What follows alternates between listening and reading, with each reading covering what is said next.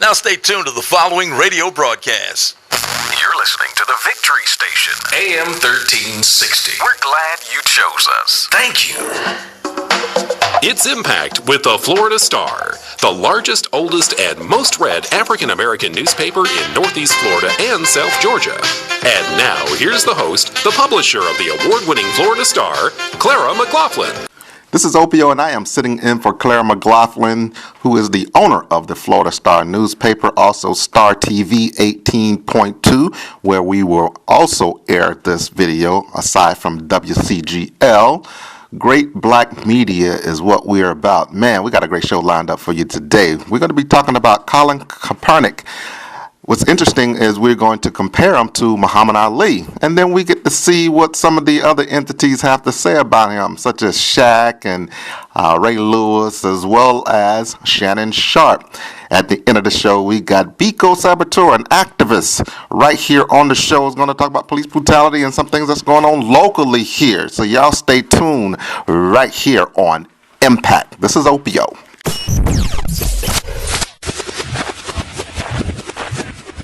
My conscience won't let me go shoot my brother or some darker people or some poor, hungry people in the mud for big, powerful America and shoot them for what? They never called me nigger. They never lynched me. They never put no dogs on me. They never robbed me of my nationality, raped and killed my mother and father. What, I'm going to shoot them for what? How am I going to shoot them? Them little poor little black people, little babies and children and women. How can I shoot them poor people? Just take me to jail. I'm saying you talking about me about some draft, and all of you white boys are breaking your neck to get to Switzerland and Canada and London. I'm not going to help nobody get something my Negroes don't have. If I'm going to die, I'll die now, right here fighting you. If I'm going to die, you my enemy. My enemy is the white people, not Viet Congs or Chinese or Japanese. You my opposer when I want freedom. You my opposer when I want justice. You my opposer when I want equality. You won't even stand up for me in America for my religious beliefs, and you want me to go somewhere and fight, but you won't even stand up for me here at home. What are you trying to accomplish? What would you like this to be the end game for you? That's basically. Ultimately, it's to bring awareness and make people realize what's really going on in this country. There are a lot of things that are going on that are unjust, people aren't being held accountable for, and that's something that needs to change. That's something that, this country stands for freedom, liberty, justice for all, and it's not happening for all right now. Is this something that's evolved as a philosophy in your mind, and how has this kind of progressed that you make a stand like this? It's something that I've seen, I've felt, wasn't quite sure how to deal with originally, and it is something that's evolved. It's something as I've gained more knowledge about what's going on in this country in the past, what's going on currently. These aren't new situations. This isn't new ground. It's things that have gone on in this country for years and years and have never been addressed, and they need to be. Will you continue, Colin, to sit? Will you continue to sit? Yes, I'll continue to sit. I'm going to continue to stand with the people that are being oppressed. To me, this is something that has to change. And when there's significant change, and I feel like that flag represents what it's supposed to represent, and this country is representing people the way that it's supposed to, I'll stand. Specifically, what would you like to see change in order for you to stand? There's a lot of things that need to change. One specifically is police brutality. There's people being murdered unjustly and not being held accountable. Cops are getting paid leave for killing people. That's not right. That's not right by anyone's standards. Colin, so many people see the flag as kind of a symbol of military. How do you view it, and what do you say to those people? I have great respect for men and women that have fought for this country. I have family, I have friends that have gone and fought for this country. And they fight for freedom. They fight for the people. They fight for liberty and justice for everyone. And that's not happening. People are dying in vain because this country isn't holding their end of the bargain up as far as, giving freedom and justice and liberty to everybody. It's something that's not happening. And I've seen videos. I've seen circumstances where men and women that have been in the military have come back and been treated unjustly by the country they fought for. and have been murdered by the country they fought for on our land. That's not right. Colin, do you personally feel oppressed? Personally? There have been situations where I feel like I've been ill-treated, yes, but this stand wasn't for me. This stand wasn't because I feel like I'm being put down in any kind of way. This is because I'm seeing things happen to people that don't have a voice, people that don't have a platform to talk and have their voices heard and affect change. So I'm in a position where I can do that, and I'm going to do that for people that can't. Is this the first year that you haven't stood up? Did you do it other years, or is this the first time? This year's the first year that I've done this. And you did all the preseason games so far? Yes. This is the first time it was noticed? Yes. How did your teammates respond when you explained yourself today, and what was the support like for you? The support I've got from my teammates has been great. You know, I think a lot of my teammates come from areas where this might be a situation. Their families might be put in this situation. It's something that I've had a lot of people come up to me and say, you know, I really respect you for what you're doing and what you're standing for. So to me, that's something that I know what I'm doing, what's right, and I know other people see what I'm doing is right. It's something that we have to come together, we have to unite, we have to unify and make a change. What do you say to the people that say, hey, you're doing the right thing, but you're going about it the wrong way? I don't understand how it's the wrong way. To me, this is a freedom that we're allowed in this country. And going back to the military thing, it's a freedom that men and women that have fought for this country have given me this opportunity by the contributions they have made. So I don't see it as going about it the wrong way. This is something that has to be said. It has to be brought to the forefront of everyone's attention. And when that's done, I think people can realize what the situation is and then really affect change. You've done it every preseason game. Are you almost relieved that it took this game and the questioning that followed to let your voice be heard? It wasn't something that I really planned as far as it blowing up. It was something that I personally decided I just can't stand for what this represents right now. It's not right. And the fact that it has blown up like this, I think is a good thing. You know, it brings awareness. Everybody knows what's going on, and this sheds more light on it. Now, I think people are really talking about it, having conversations about how to make change, what's really going on in this country, and we can move forward. Are you concerned this is seen as like a blanket indictment of law enforcement in general? What was that? Are you concerned that it can be seen as a blanket indictment against law enforcement in general? As far as what? I don't really understand what you're trying to get at. People getting murdered by police. I mean, do you think that it seems as sort of an indictment against police? There is police brutality. Yeah. People of color have been targeted by police. So that's a large part of it.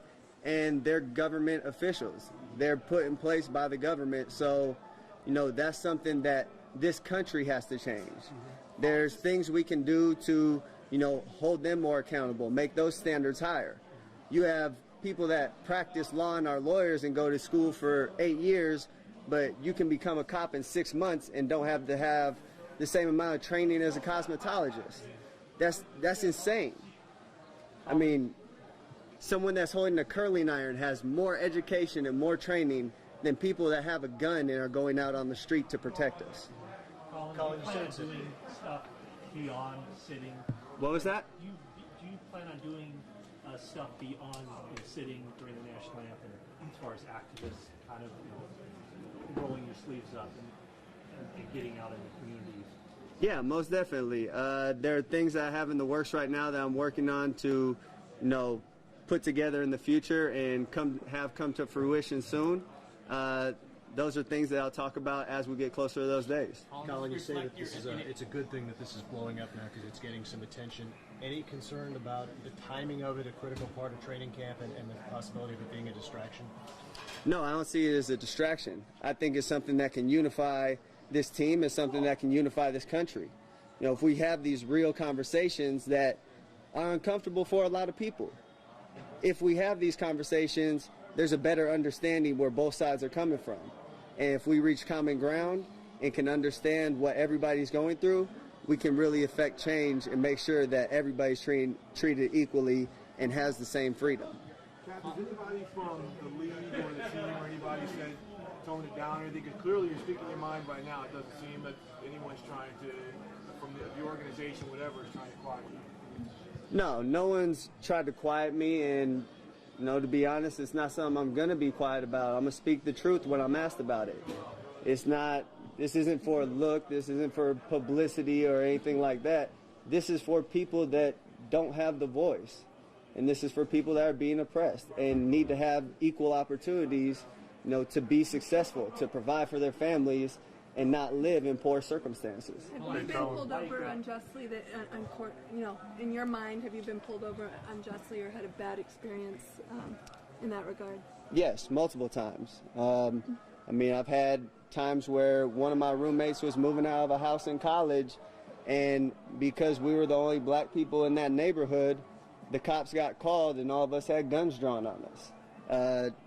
Came in the house without knocking, guns drawn on one of my teammates and roommates. So I have experienced this. People close to me have experienced this. This isn't something that's a one-off case here, a one-off case there. This has become habitual. It's become a habit. So it's something that needs to be addressed. Colin, there are 2,000 players in the NFL. You're a lone voice here as far as taking this stand. Why do you think you're the only one doing it? I think there's a lot of consequences that come along with this. There's a lot of people that don't want to have this conversation, that they're scared they might lose their job, or they might not get the endorsements. They might not be treated the same way. And those are things I'm prepared to handle, and those are things that other people might not be ready for. It's just a matter of where you're at in your life, where your mind's at. And at this point, I've been blessed to be able to get this far and have the privilege of being in the NFL and making the kind of money I make and enjoy luxuries like that. But I can't look in the mirror and see other people dying on the street that should have the same opportunities that I've had and say, you know what, I can live with myself, because I can't if I just watch. Do you think you might get cut over this? I don't know. But if I do, I know I did what's right. And I can live with that at the end of the day. Does any of this reflect your relationship with the 49ers or with the NFL? Is this any part of that? No, this is about the way people have been treated by this country. When you addressed the team today, Colin, how long did you talk, and what was kind of the tone of it? It seemed like you were able to convert one person into your line of thinking that was a little skeptical. No, it was a conversation. They asked me to talk and just explain why I did what I did and why I felt the way I felt. And that's something, I had an open conversation with them. I told them why I felt that way and why I looked at things the way I do. And a lot of it has to do with the history of the country and where we're currently at. And, I opened it up to all my teammates. Come talk to me if you have any questions. If you want to understand what I'm thinking further, come talk to me. This isn't something that should be hidden and shouldn't be talked about. These conversations need to happen, and I think it's something that can bring everybody closer. Were there a couple guys that voiced how they felt against what you're doing to you? There were, I've had people say, I want to understand further. Let's talk. So I've had those conversations, and we'll continue to have them with my teammates. But it's something that the knowledge of what's happened in this country and is currently happening is something that I think everybody needs to know. And when you have the knowledge of those things, then you can make an educated decision on, what you really feel and what you want to stand for. Has any of this to do with distraction? In terms of politicians or people outside the sports world to tell you that they support you for this? I've had a few people reach out. Quite a few actually, saying, we really support you. We're proud of you for taking that stand. We respect what you're doing. We know a lot's going to come with it, but we're behind you. And, that means a lot. That means that I'm not the only one that feels this way, and I'm not the only one that sees things this way. Is any of this going to distract the team from getting to the Super Bowl this year? Is there, are you guys talking more today about this? or are you talking about planning to get to the Super Bowl? No, we're focused on football while we're in meetings, while we're on the field. That's what our focus is. But in our free time, we have conversations about this, and that's not something that we should be ashamed about or shy away from. You know, we talk about football, we handle our business there, but there's also, you know, a social responsibility that we have to be educated on these things and talk about these things. Colin, did you consider like forming an alliance and getting teammates to join you in this? And if not, why did you decide to go it alone? This isn't something I'm going to ask other people to, you know, put their necks out for what I'm doing. If they agree with me and feel strongly about it, then by all means, I hope they stand with me. But I'm not going to go and try to recruit people and make sure like, hey, come do this with me, because I know the consequences that come with that, and they need to make that decision for themselves. In that same vein, did you reach out to anyone before you did this to seek their counsel, say, hey, what do you think about this? This is a conversation I've had with a lot of people a lot of times over a long period of time. So it wasn't something that, you know, I planned on having a conversation about at a particular time. It just so happened it was the other night that people realized it and talked about it. Yeah. Sorry about that. Oh, that's all right. Clearly, you know, you understand why you're doing this. You want to bring a voice to other people. You want to raise consciousness about certain issues. Are you concerned? So much of the talk this 24 hours has been about you and not necessarily the issues. Are you concerned that could happen?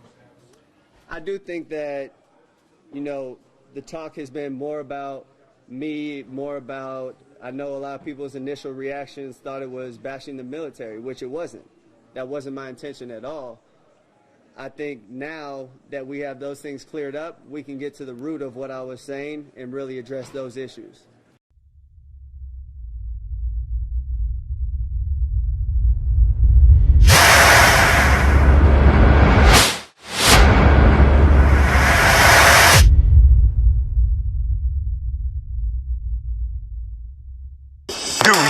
What media received the first Eagle Award by the Jacksonville Sheriff's Office for being the most factual? The Florida Star. Do you know which media solely addresses issues of concern for African Americans? The Florida Star. Do you know which media carries local, state, national, and international news regarding African Americans? The Florida Star. Do you know the only media that carries a special section for our youth at home and the schedule for 3 black television networks? Now you know the Florida Star. Northeast Florida's largest, oldest, and most read African American newspaper, serving since 1951 in more than 200 locations. The Florida Star. News you can use, news you can trust. The people's choice, striving to make a difference. Subscribe today. Call 766-8834. That's 766-8834. Pick up the Florida Star at over 200 locations, or to have it delivered, call 766-8834. The Florida Star, speaking truth to power. Welcome back to Impact. This is Opio Saccone here. All right, since you heard in context Colin Kaepernick, we also heard Muhammad Ali. But now we get to hear a couple people like Ray Lewis and as well as Shaq get to hear him criticize that stance. But then we got Shannon Sharp that's going to kind of bring it home for us. And right after that, we got my man Biko, activist. We're going to talk a little bit about some local police issues right here. So stay tuned. I mean, to each his own. It's something I wouldn't do. You know, his comments were there injustices. There have always been injustices. You know, me personally, I would probably go about it a different way. You know, my question is, what happened last year? How come you didn't decide to do this last year or the year before that or the year before that? So I don't know, Colin, but again, to each his own. I don't really have a say on it, but I would never do that. My father was a military man, and, you know, he protected his country. Uncles are in law enforcement. You know, they go out and work hard every day. Just, you know, other ways to get your point across. The only thing that unites us as a country right now is that. And Really? That's the thing that you can't, I don't care what the issue is. I get it 100%. Listen, I'm in this fight with him. But what he's trying to do and the stage he's doing it, it's absolutely not the stage to do it on. World War II, there are a lot of African Americans that went to foreign They soil sure did. to fight. They were fighting for freedoms in a foreign land that when they came home, they didn't enjoy themselves. Under that flag, with those veterans. So think about this. You go to Germany and you go overseas and you fight for freedoms of people you have no idea, have nothing in common with. And the very country that you're representing, when you come back to it, you're a second-class citizen. Correct. Me, Agreed. I have a very unique perspective, Skip. Okay. I'm from rural South Georgia. You are. I'm 48 years old, Skip. And if I don't tell you my religion, you can't guess it. If I don't tell you my mom's name, you couldn't guess it. I was dirt poor. 1,000 square feet, 10 people sometime, cement floors, tin roof. I'm well off now. The one thing that I've been for 48 years is black. That's what you see. You don't see my religion. You don't see my orientation. You don't know my political affiliation. But you see this. I see people get on shows and the officers say non-compliance. Well, I saw a guy in Florida, a white guy, stab 2 people, kill him, stabbed another guy, was eating the guy's face. Female officer tased him. They have to wait 10, 15 minutes, and they take him alive. I see a guy selling CDs, and he's killed. I see a guy selling loose leaf cigarettes, and he's killed. See, that's what gets us up in arms. I should. Because you say non-compliance is a death sentence. If a man is gnawing a man's face after he's killed 2 people, we see what happened in Colorado. The guy killed 12, and they take him alive. We see what happened in Charleston. 9 parishioners. He drives. Not only do they take him alive, they take him by Burger King because he's hungry. So you think we're supposed to be okay with this?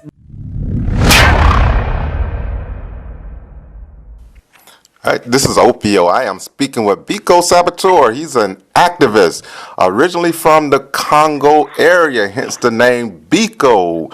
Hey, I remember Stephen Biko. Go look at the movie Cry Freedom. As a matter of fact, Denzel Washington played an incredible Biko character.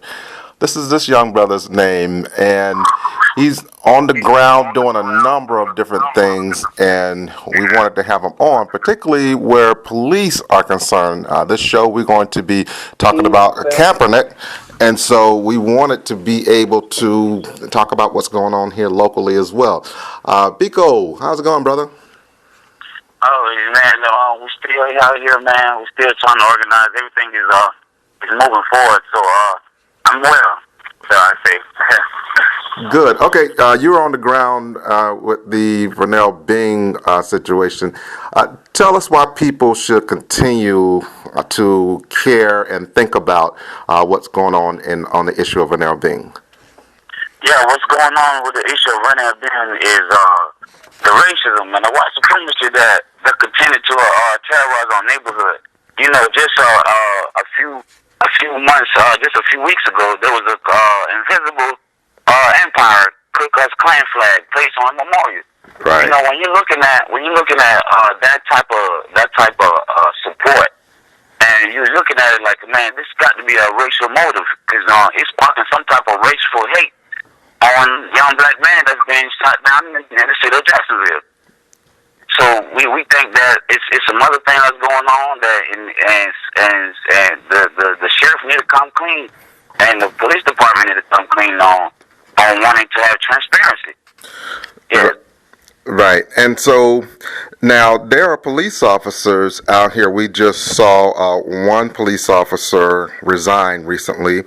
His name was Edwards. He killed a Dravidian Williams over in Arlington some years back. He was actually fired off the force by Rutherford. The union got together. He got brought back on the force. He's saying in his letter, in his disgruntled letter to the department once he resigned, that he did not like sitting at a desk for 11 hours a day, but they did not want to put him back on the streets because it seemed like he did not follow directions and somebody's life was lost, Brother Dravidian Williams. But then there's a police officer that has killed a couple people here. I think it's Officer Noble. Talk a little bit about who Officer Noble is. Yeah, based on my experience with Officer Noble, probably dated back in probably 2007, 2008. Between those 2 years, you know, Officer Noble is known for being very racist, very mean, and very disrespectful and rude. So every interaction with this officer is completely like a battle. Like he was trying to report something that we don't know what his hate so much about. So you know him. He had been involved in previously police-involved shootings, almost dated back in 2008. Come 2010 with him murdering a young black man named Kiko Battle. You know. Tico Battle? Yes, Kiko Battle. Okay. Yes. And he was murdered on 18th and Laura, right in front of his family and friends.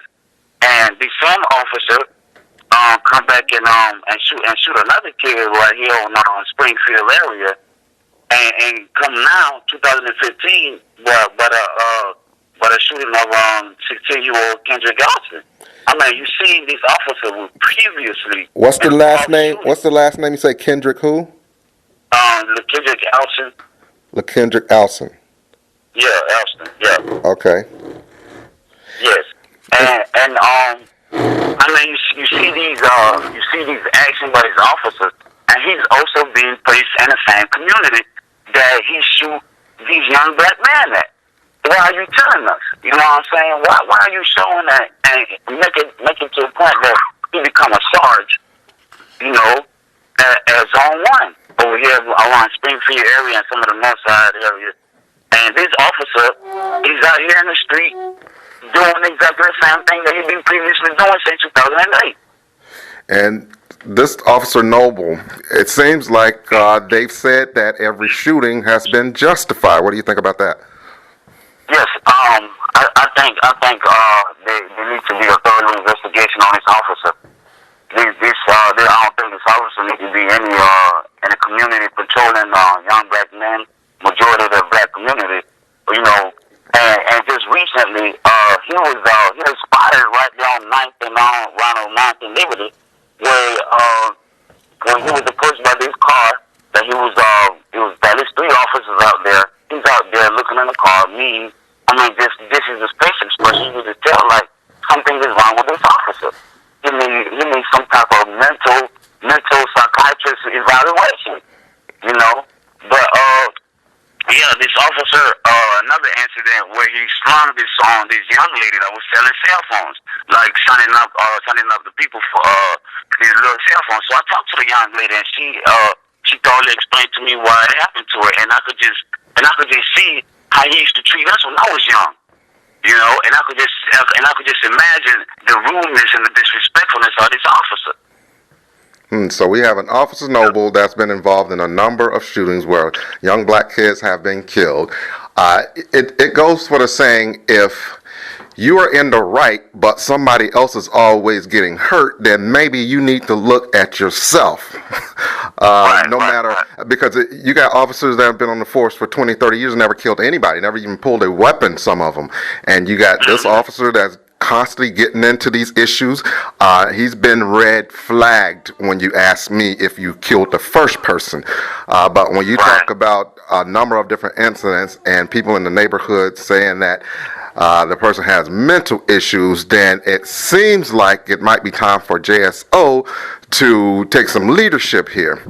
Because again, now no normal person can just kill somebody and then kill somebody again, and you continue to keep them on the job saying that this is a sane person, or that you have a sane policy when it comes to police officers. So I think that's something JSO really have to look at, that particular officer.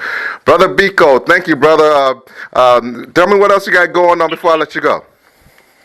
Other than that, man, you know, we're still here trying to organize on the issue of Renell being junior. Now, you know, Officer Tyler Landeville needs to be arrested, and immediately, if we're looking for transparency, I think that's what needs to be happening. He needs to be held accountable. So that's all we ask for. All right, brother. Biko, I appreciate it, brother. Okay, peace. I hope you enjoyed the show. We will see you next time right here. This is Opio signing out from Impact.